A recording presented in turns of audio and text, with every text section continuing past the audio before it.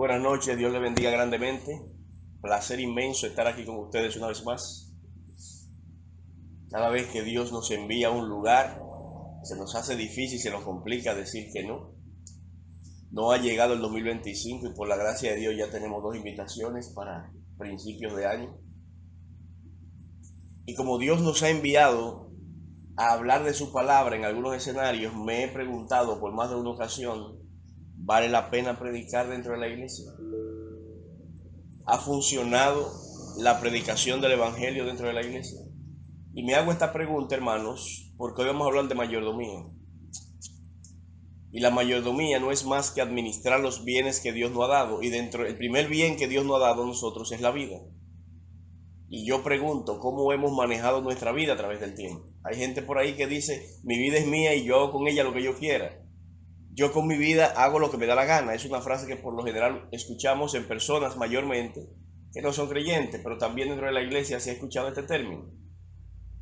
¿Cómo es posible que Juan haya entrado a la iglesia y nos hayamos dado cuenta cuando entró que Juan es un calumniador? Pero 10 años después, a pesar de Juan venir a cada culto, todavía Juan sigue siendo un calumniador. ¿Qué está haciendo Juan con su vida y con la vida cristiana dentro de una iglesia? A veces la gente dice, no, es mejor aquí que fuera. Sí, pero a veces aquí, cuando usted no ha decidido administrar su propia vida, suele hacer daño. Se hace daño a usted y hace daño a otro. Y la Biblia habla de no ser piedra de tropiezo. Y Dios duramente dice, es mejor que se ate y se tire al fondo del mar, por ser piedra de tropiezo. Por lo tanto, lo primero que debemos comenzar a administrar es nuestra propia vida. Antes incluso de querer administrar la vida ajena, porque hemos visto que es más fácil revisar la paja de nuestro ojo y no la ajena, la viga que tenemos en nuestro ojo. Entonces a veces queda en duda que voy a un lugar, predicamos sobre un tema, la gente dice gloria a Dios, dice amén, pero cuando volvemos a ese lugar encontramos el mismo problema. Es como que la gente, usted le recetó la medicina, pero aún así la gente no se tomó la medicina. Y es ahí donde viene la pregunta, ¿vale la pena seguir predicando entre la iglesia? Mayordomía cristiana es la responsabilidad de administrar los recursos que Dios ha dado a las personas. Dentro de ellos el tiempo, los talentos, la familia, el prójimo, las finanzas. Es un testimonio de obediencia a Dios y una manera de manifestar la fe en Jesús. Cuando usted es un buen administrador de todo lo que Dios le ha dado, usted da testimonio de que Dios está en su vida, pero además muestra que tiene fe en Jesús y en lo que Jesús nos ha planteado y en lo que Jesús nos está ofertando. Yo quiero que analicemos esta noche, un tema titulado bajo el tema el llamado de Dios para los obreros, para aquellos que vienen a la iglesia a servir. Por lo general entendemos que todo el que vino a la iglesia fue llamado a servir y eso no es así. Hay un proceso para usted servir. Usted no puede llegar y desde que entró sin tener el conocimiento pleno, sin hacer una planificación, sin ser parte de un programa, comenzar a servir, porque usted puede estarse haciendo daño a usted mismo y hacer daño a los demás. Es un poquito más profundo lo que le estoy diciendo, pero es necesario que lo analicemos. Vamos a trabajar hoy en el Evangelio de San Mateo, capítulo 9, verso 35 en adelante, y capítulo 10, verso 1 al 17. Dice la palabra de Dios, que se lee en el nombre del Padre, el Hijo y el Espíritu Santo. Recorría Jesús todas las ciudades y aldeas. Enseñando en la sinagoga de ellos, interesante, y predicando el Evangelio del reino, y sanando toda enfermedad y toda dolencia en el pueblo. Y al ver las multitudes, tuvo compasión de ellas. O sea, Cristo está recorriendo y está yendo a las congregaciones de las ciudades y de las aldeas, y allí está predicando el reino. Aparentemente, el mensaje que se predicaba en las sinagogas de ellos no era el reino de Dios. Y si se predicaba el reino de Dios, se predicaba mal, porque Cristo tenía que ir a confirmar y a ilustrar, abrir la mente de quienes estaban allí, predicando algo nuevo, pero al mismo tiempo sanando toda enfermedad y toda dolencia. Cuando usted se fija, el recorrido que Cristo hacía por las ciudades y aldeas no era más que una evaluación. Al final del texto, lo vamos a ver, del texto 37. Estaba evaluando, estaba conociendo, estaba viviendo las necesidades de ellos. Al mismo tiempo enseñaba. La sinagoga era un edificio de los judíos, dedicado a la congregación y culto de la religión judía. Así que Cristo entraba allí y les predicaba el reino, pero al mismo tiempo sanaba y eliminaba dolencias de los seres humanos. Y dice el 36, y al ver la multitud tuvo compasión de ellas. Primer elemento importante, usted es cristiano, usted no es más que un Cristo vivo en la tierra. Usted debe actuar y andar como él anduvo, dice la palabra. Por lo tanto, Cristo tuvo compasión de los seres humanos, usted también. Están errados los seres humanos que están a su alrededor, tenga compasión de ellos. Son alcohólicos, tenga compasión de ellos. Son drogadictos, tenga compasión de ellos. Porque la función de nosotros como cristianos no es más que tener compasión de ellos, hacer lo que Cristo hizo, predicar el reino y buscar la manera de sanar a las personas.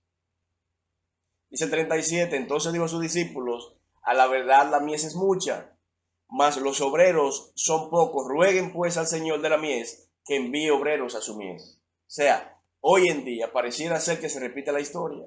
La mies es mucha. Hay mucha gente necesitando de Dios. Hay mucha gente esperando de que usted tenga compasión de ellos. Hay mucha gente esperando que usted le tenga paciencia, que se acerque a ellos, que se haga su amigo y que le presente la verdad que usted y yo hemos conocido. A Jesucristo vivo. Aquel que nos da la promesa del reino. Cada vez que se va a votar, usted ve las filas en la mañana porque la gente vive constantemente buscando un cambio. Es una necesidad que hay en la gente hoy de un cambio. Esta vida a la gente prácticamente le está interesando poco. Demasiado problema, demasiado conflicto, demasiado abuso, demasiada violencia. Pero Dios está ofertando un reino nuevo. Y cuando usted hace que la gente conozca ese reino, la gente se va a enamorar de ese reino, pero al mismo tiempo usted le irá dando poco a poco de ese reino. Por lo tanto, Jesús sanaba las enfermedades y curaba sus dolencias. Y no es más que un avance, es como el platico de entrada que dan en los restaurantes. Mira a ver si es verdad que viene un reino nuevo, que a partir de ahora tu dolor será sanado. Así que Cristo, antes de diseñar un plan, hizo una evaluación. Fue recorriendo las ciudades y aldeas y se dio cuenta de que la gente andaban sin pastor, andaban desamparadas. Y yo te pregunto hoy en día, ¿cómo anda la gente? Dice el texto 10, el capítulo 10, verso 1. Entonces llamando a sus 12 discípulos, interesante aquí. Lo primero es, si usted quiere saber que fue llamado para obrero, es entender y aceptar y saber que fue llamado. ¿Por quién fue llamado? A veces nosotros queremos tener una función en la iglesia. A veces queremos ser director de tal o cual departamento. Queremos ser cabeza, presidente de tal o cual cosa. La pregunta es, ¿ha sentido usted el llamado de Dios? ¿Lo ha sentido? Porque si usted no es llamado por Dios, usted no viene a hacer bien a la iglesia, usted viene a hacer mal. Por lo tanto, el texto 1 del capítulo 10 dice, entonces llamando, lo primero que hizo fue que llamó a quienes, a los 12, no a todos. Jesús andaba con más de 12. Por donde él pasaba andaban caravanas de gente. Habían hombres y mujeres que le servían a él, que también eran llamados discípulos. Sin embargo, él llamó a quienes, a 12, no a todos. Si usted todavía no ha sido involucrado en algún área de trabajo de la iglesia, no se desespere. Comience a orar, comience a estudiar la palabra, comience a prepararse y espere el llamado de Dios. Y el llamado de Dios no siempre lo da un hombre. Hay gente que entendió que fue llamado, tomó un cargo en la iglesia y nunca hizo nada por eso. ¿Por qué? Porque solamente quería ser el presidente, el director de ese departamento, pero no tenía ni siquiera ideas de lo que iba a hacer allí. El tiempo no le daba, no tenía ese interés y entendió que fue llamado. Aquel que te llamó te pedirá cuentas también. Y si tú no hiciste según el llamado lo que tenías que hacer, entonces tú tienes una deuda pendiente con el Señor. Así que lo primero para usted ser un obrero de la iglesia voluntario, para ser un obrero de la iglesia que predique el evangelio, que sirva a la iglesia, lo primero que tiene que estar consciente es si tiene o no un llamado de Dios. Dice entonces, y les dio autoridad.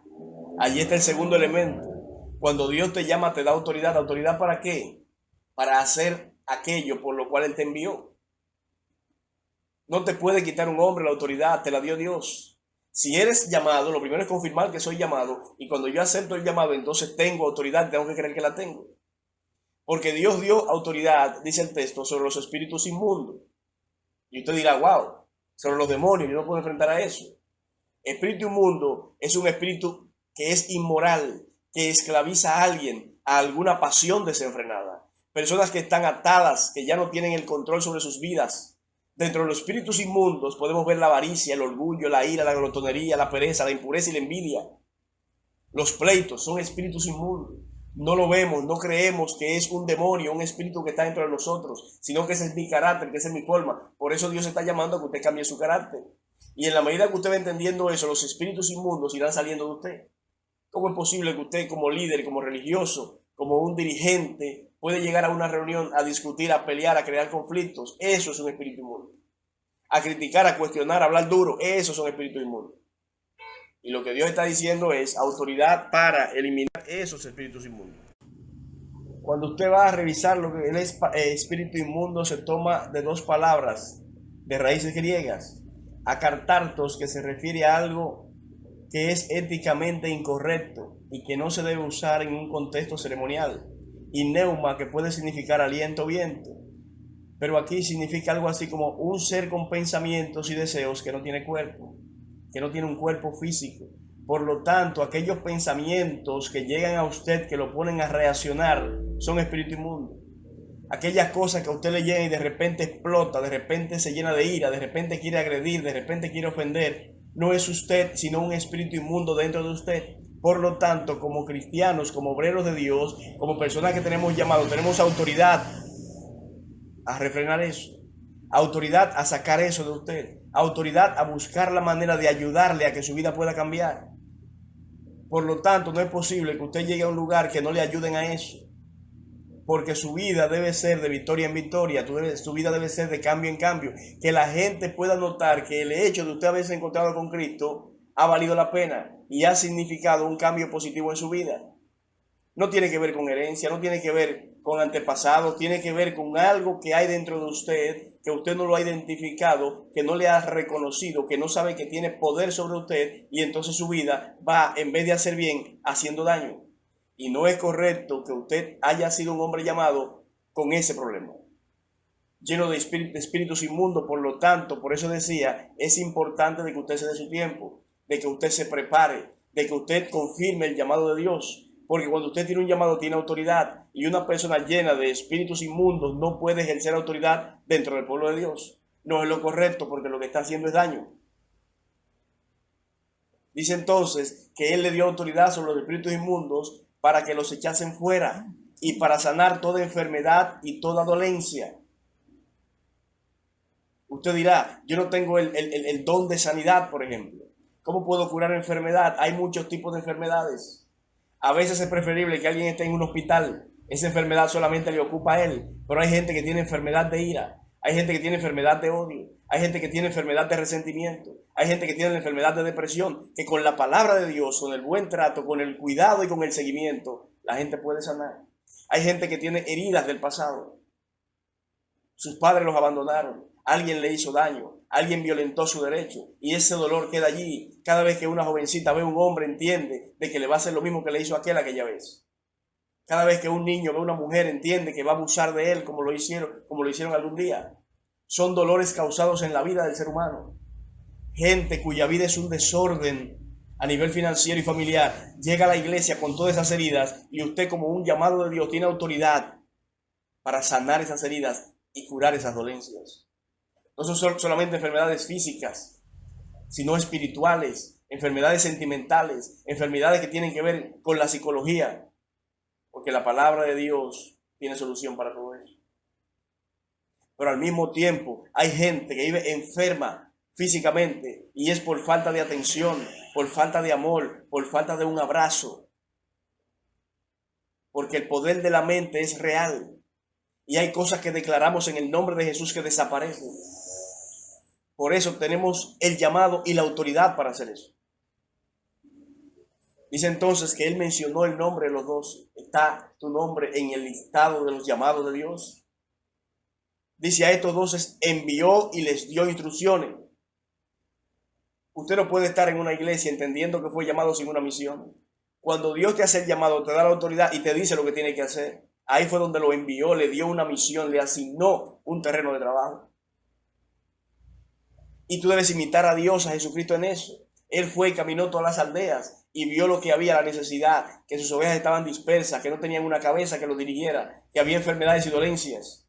Por lo tanto, cuando Él te llama y te da autoridad, es para que tú hagas lo mismo, para que tú diseñes un método de trabajo, para que tú hagas una planificación, para que tú digas cuáles son las debilidades que tiene la comunidad donde fuiste llamado. ¿A qué Dios te llamó? Y atiende eso. A estos dos envió y les dio instrucciones. los capacitó. Hay gente que no es capaz de tomar un seminario. Hay gente que no es capaz de estudiar la palabra de Dios. Hay gente que no es capaz de ver un video de liderazgo. Hay gente que no es capaz de preguntar ni siquiera cuál es mi función en tal o cual departamento, en tal o cual llamado. La única manera de usted poder aplicar y obedecer a Dios en el llamado es a través de la instrucción, de que usted se sienta y tenga la capacidad de ejercer ese llamado. Por eso hay gente, cuando se le asigna una función, pasa por alto, nadie notó lo que hizo durante un año, durante 2. Porque en vez de hacer y ejecutar el llamado que Dios le dio, lo que hacen es que permiten que eso caiga, que baje. Así que Dios te da una misión y te capacita. Diseño de un plan después de un trabajo de campo. Y les dijo, por los caminos de gentiles no vayas y en ciudad de samaritanos no entres. ¿Cómo así? Es un asunto de prioridad. A veces entendemos que la prioridad es lo que nosotros creemos, pero hay que ver cuál es la prioridad de Dios. ¿Era malo predicarle a los gentiles? ¿Era malo predicarle a los samaritanos? No, pero no era prioridad en el momento. Lo importante es la prioridad de Dios, no la suya. A veces queremos que en la iglesia se haga tal o cual cosa, entendiendo que eso es lo que yo creo que hay que hacer. Pero la prioridad de Dios, ¿cuál es? El llamado de Dios, la misión de Dios, el plan de Dios, pasa a un segundo plano. Era necesario que se le predicara a gentiles, era necesario que se le predicara a samaritanos, pero Dios dijo, ahora no, eso tendrá su tiempo. Por eso le dice, por camino de gentiles no vaya y en ciudad de samaritanos no entres, sino id antes a las ovejas perdidas de la casa de Israel. Cada salvado tiene detrás una promesa, cree en el Señor Jesucristo y será salvo tú y tu casa. A veces invertimos todas las fuerzas, todos los recursos, todo el dinero en traer gente nueva a la iglesia, pero la iglesia está despedazada, está desamparada, no tienen una cabeza, no tienen un orden, no tienen un pastor, no tienen una misión. Y por eso usted entra a 2 y a veces nos van 3. Porque Dios está diciendo, establezcamos cuáles son las prioridades. Necesitamos una iglesia fuerte. Y alguien debe ser llamado y tener autoridad para crear nuestra iglesia fuerte. Es más importante mantener a los de casa, a las ovejas perdidas de casa dentro y salvarlos y sanarles y vendar sus heridas y que entiendan cuál es el llamado que tienen y que entiendan que aquí tienen autoridad y que ellos son los que tienen que cambiar para que otros viéndolo puedan cambiar. Así que la prioridad en el momento eran las ovejas perdidas de la casa de Israel. ¿Cuáles son las prioridades ahora? ¿A qué Dios me llamó aquí? Y el 7 le dice, y yendo, predicar. No sentado, sino caminando, yendo, avanzando. La iglesia no puede estar sentada solamente en cada culto, en cada reunión. La iglesia debe avanzar, la iglesia tiene que caminar. ¿Avanzar en qué sentido? En todos. En todos los sentidos. Tu familia, cuando conoces a Cristo, tiene que avanzar, ser mejor. Tus hijos deben ver ahora un nuevo padre que le ama, que los quiere, que le dedica tiempo. Debe avanzar, debe ir avanzando. Tu economía debe cambiar, tu forma de vestir debe cambiar, tu forma de expresarte debe cambiar. Tú debes accionar. Y yendo, predicar diciendo lo que habíamos leído en el capítulo 9. El reino de los cielos se ha acercado. Ahora Dios le hizo un llamado, le dio autoridad, le dio una misión, los capacitó y ahora le da un mensaje. Vayan y digan que el reino de los cielos se ha acercado. Esta palabra cansa. Hay mucha gente que dice por ahí, desde que nací he escuchado que Cristo viene. Pero Dios está diciendo, sigue haciendo ese llamado, porque quien acepta ese llamado de verdad y de corazón ha cambiado su vida. El reino de los cielos se ha acercado. Salvación, solución, un nuevo gobierno. Y les dijo, sanen enfermos, limpien leprosos, resuciten muertos, echen fuera demonios. De gracia recibiste, da de gracia. Pero ¿cómo puedo yo sanar enfermos? Ya te expliqué. Comienza dándole amor, comienza prestándole atención, comienza guiándoles. Hasta un té que usted le recete si hay alguna enfermedad física. Manténgase llevándole ese té, manténgase llevándole ese remedio. Y la gente dirá, pero ¿qué interés? No había encontrado a alguien. Es que esa es su misión, ese es su llamado. Y que la gente venga y dé testimonio de que usted le ayudó a levantarse. Limpiar leprosos. Hay gente que vive aislado, que la sociedad no los acepta, no los tolera. Tengo mucho testimonio de esa gente. Y cuando llegan a un lugar que en vez de rechazarlo, se le acercan. ¿Recuerdan a los leprosos cuando Cristo le dijo sé sano? Permitió que se les acercasen. El leproso no podía acercarse a la gente en aquella ocasión, pero Cristo permitió que se le acercasen. Y ese solo hecho cambia la vida del ser humano. Hay gente que es rechazada, que es marginada, que es aislada. Nadie confía en ellos, nadie los quiere cerca. Pero a través de la oración, a través de tu llamado de la autoridad, tú puedes acercarte y limpiar su mente y su cuerpo de esa lepra. Hay gente dentro del pueblo, en la casa de Israel, que está muerto espiritualmente. Tú no puedes resucitar a un muerto, pero entonces resucítalo espiritualmente. Levántalo, anímalo, ponlo a participar, ponlo a estudiar la palabra, sal con él a la obra misionera, invítalo a los eventos. Cuando no pueda pagar algo, hace una reunión de lo que más puede, convócalo, dile, usted tiene que asistir con nosotros, nosotros vamos a pagar, vamos a sembrar en tu vida para que tu vida dé fruto mañana. Echen fuera demonios. Cuando alguien en la iglesia es el boca dura, comiencen a orar. Convoquen 8, 9, 10 y comiencen a orar durante un tiempo. Y cuando ya hayan orado de verdad, de corazón, digan, ahora vamos a hablar con él. Y estudiar la palabra con él. Él debe cambiar porque nosotros somos llamados a sacar espíritus inmundos de la gente. Ah, no, pero lo aceptamos. Y el boca dura siempre va a estar ahí porque nadie tiene interés. Nadie entiende que fue llamado a eso. Ah, no, yo fui llamado, fue para dirigir Dorca, por ejemplo. No me toca eso, ten cuidado. Ahí la dice, de gracia recibiste. Da de gracia. ¿Qué cosa recibimos de gracia? Cuando yo voy a una empresa, trabajo y me pagan 20,000 pesos al mes, eso no es gracia. Eso es un intercambio. Yo tuve que dedicarme para ganarme esos 10. Yo tuve que pagar pasaje, yo tuve que comer en el trabajo, yo tuve que dedicar un tiempo, tuve que dedicar fuerza física.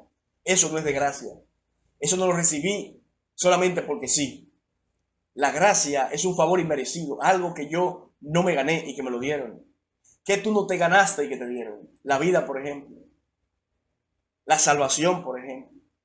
La salud que tienes. No la mereces porque no comes bien, porque no te cuidas. Sin embargo, Dios le ha placido que tú permanezcas sano, que permanezcas vivo y que permanezcas salvo. Entonces, eso, que la gente no tiene que pelear por él, dad eso. Dad de gracia lo que de gracia recibiste, dice la palabra de Dios. Lo que no merezco, pero que lo tengo, déjame salir a dar eso a la gente. Que no tenga la gente que hacer medio esfuerzo para ganárselo, sino que mire, esto es totalmente gratis.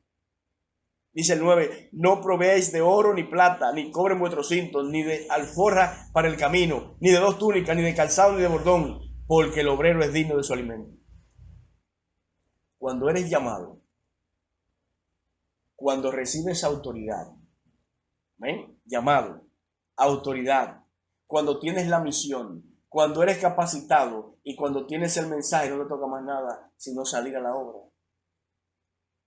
Dios ha de suplir todo lo que necesitas en el camino hacia esa obra, hacia esa misión. Por eso, cuando se te ponga difícil, tienes que revisar si es un llamado de Dios o es un llamado de los hombres, porque el hombre a veces llama y te dice, mira, has sido seleccionado para trabajar en tal área, ok. Cuando tú haces un levantamiento y haces un análisis, vas a requerir recursos. Y si el hombre no te da esos recursos, entonces puede ser que no sea un llamado de Dios. Porque Dios está diciendo, si el llamado es mío, yo te voy a proveer a través de la fe. Y debes tener esa provisión para hacer el trabajo. Porque Dios da respaldo. El paso número 5, respaldo. Dios te respalda. Cuando tú has hecho el trabajo que tienes que hacer, cuando has planificado todo, cuando sabes cuál fue tu llamado, cuando sabes que vas a ejercer autoridad, cuando ya tienes un mensaje, Dios te va a respaldar, por lo tanto no es necesario que inviertas de lo tuyo. Dice el 11, más en cualquier ciudad o aldea donde entres, informa a quien en ella sea digno y posad allí hasta que salga. Y al entrar en la casa, saluden. Una salutación es una bendición. Y si la casa fuere digna, vuestra paz vendrá sobre ella. ¿Cuál? Vuestra paz. El que es llamado tiene paz. Es que usted no puede salir a vender algo que no tiene. Es que usted no puede salir a predicar un evangelio y cuando terminó de predicar el evangelio comenzar a decir a la gente, me está llevando aquel. Estoy desempleado. Mis hijos están pasando trabajo. Hoy no he comido. No. Me está atormentando algo. No. El Dios que te hizo el llamado, el Dios que te dio la autoridad, el Dios que te dio una misión, el Dios que te capacitó, el Dios que te dio un mensaje, también te respalda. Ese Dios te da la paz. Porque cuando tú entiendas el mensaje de Dios y sabes lo que viene al final, nada tiene que preocuparte. Tienes que dormir tranquilo. porque sabes que estás donde, en la mano de Dios y cumpliendo su misión. Por eso dice, vuestra paz vendrá sobre ellos. Mas si no fuere digna, vuestra paz se volverá a vosotros. O sea, usted es un portador de paz. Porque esa es la misión. Donde hay un tormento, donde hay una familia enferma, cuando usted entra y es aceptado, esa familia debe comenzar a percibir la paz. Si lo rechaza, la paz vuelve a usted y ellos seguirán con su vida. Usted tiene que entender que usted es un agente de paz. Por lo tanto, un ser que es llamado no puede venir aquí a la iglesia a ser un hombre de guerra, a ser un hombre de pleito, a ser un hombre de tormento. Porque si usted es llamado, usted debe ser un hombre portador de paz y donde usted entre, la paz debe reinar. Si eso no está pasando, no se evita que no va. Quítese ese llamado que no es suyo. Dice el 14, y si alguno no os recibiere ni oyere vuestras alabanzas, salid de aquella ciudad y sacudid del polvo vuestros pies. De cierto os digo que el día del juicio será más tolerable el castigo para la tierra de Sodoma y Gomorra que para aquella ciudad. ¿Sabe lo que significa eso? Por eso Cristo tenía compasión de ellos. Porque algunos no le aceptaban y él sabía lo que vendría sobre ellos al final. Y eso es lo que da pena. Eso lo que genera es compasión. Por lo tanto, usted que es llamado de Dios tiene un mensaje importante que dejar en la mente de cada uno. Tratar de que lo acepte. Si no lo aceptó, tenga compasión de ellos, retírese y de vez en cuando ore. Dice el 16, he aquí yo os envío como ovejas en medio de lobos. Sed pues prudentes como serpientes y sencillos como palomas. Y guardaos de los hombres, porque os entregarán a los concilios y en sus sinagogas azotarán. Y aún ante gobernantes y reyes seréis llevados por causa de mí para testimonio a ellos y a los gentiles. Cuando llegue la tormenta, cuando el viento sople fuerte, cuando la gente te calumnie, cuando quiera atentar contra ti, ya está dicho. Usted va como una oveja en medio del lobo. Aguante su empujón, aguante su maltrato, aguante esa pedrada, porque al final usted es el llamado. Usted es el portador de paz. Usted es el portador de un mensaje. Y Cristo lo que está esperando es que usted resista hasta el final. Pero no se trata de hacer mi trabajo. No se trata de yo priorizar lo que yo entiendo. No se trata de llevar mi mensaje ni de cumplir mi misión, sino aceptar el mensaje, la prioridad y la misión de Jesucristo. Por lo tanto, si usted es un llamado de Dios, debe confirmar que tiene ese llamado. Debe ejercer autoridad sobre ese llamado. Debe tener clara su misión. Debe prepararse y ser capaz. Debe tener un mensaje. Debe sentirse respaldado de Dios y debe ser un administrador de paz. De lo contrario, es digno de analizar si usted, en vez de ser un llamado de Dios, está haciendo lastimosamente un infiltrado del enemigo y haciendo daño a la iglesia. Yo espero que si usted no tiene su llamado claro, demande de Dios. Comience a prepararse. Comience a ver esa misión que Dios le quiere dar y espere su momento. Porque al final usted debe ser un hombre que transmita paz y cuyo mensaje sea el reino de los cielos. Que Dios te bendiga.